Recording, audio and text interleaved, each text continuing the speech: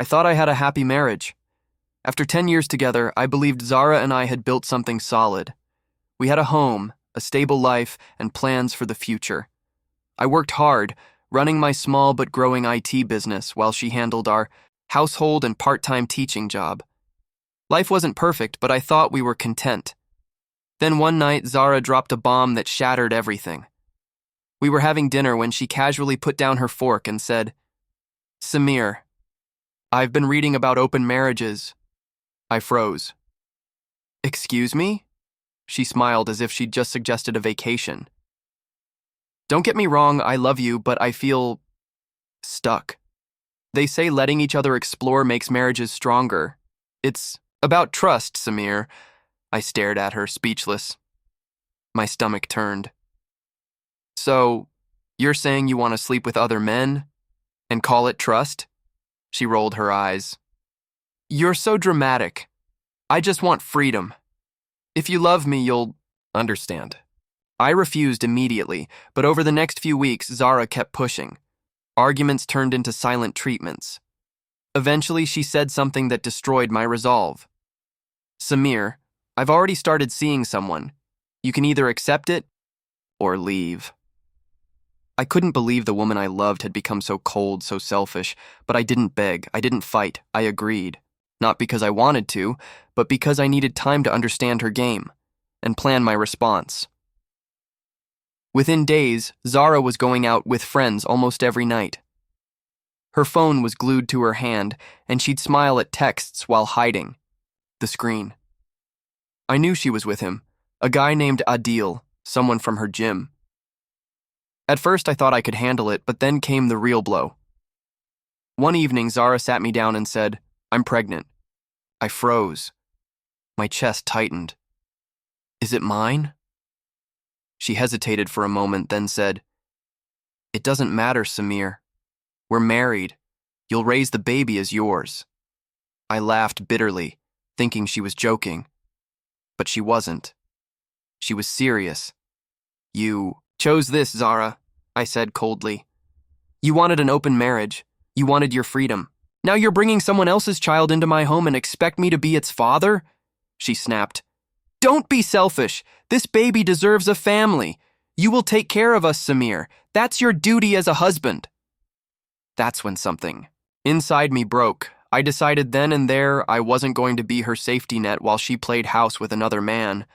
But instead of yelling or throwing her out, I stayed calm. I smiled, nodded, and said, "Of course, I'll do what's right." She had no idea what was coming. I quietly hired a private investigator.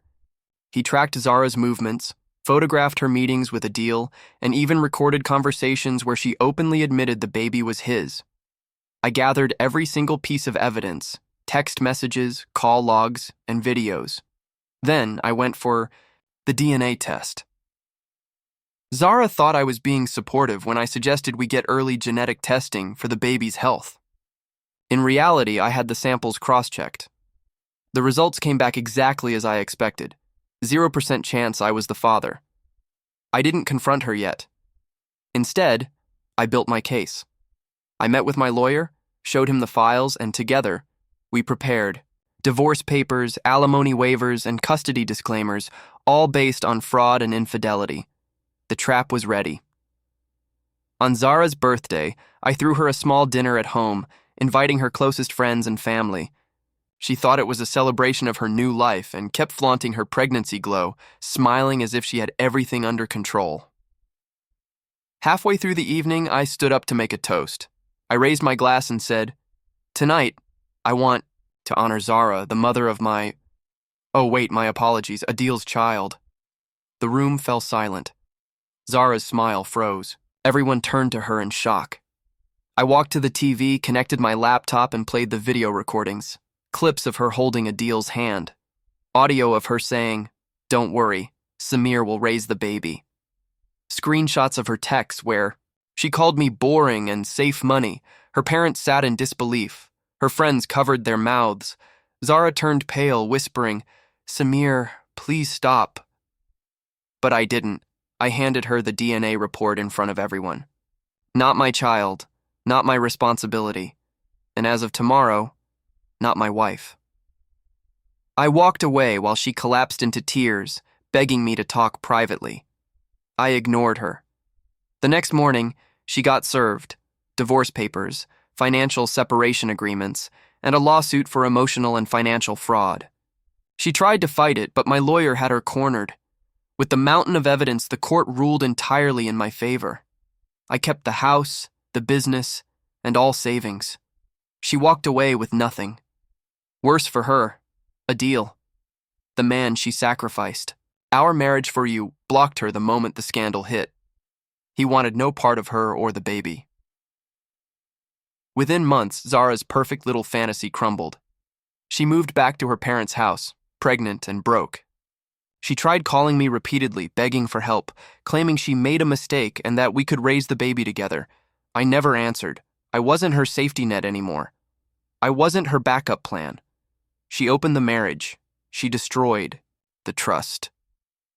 She tried to force me into fatherhood for a child that wasn't mine, so I gave her exactly what she wanted: freedom. But this time, she got to live with the consequences, and I walked away. Free, wealthy, and untouchable.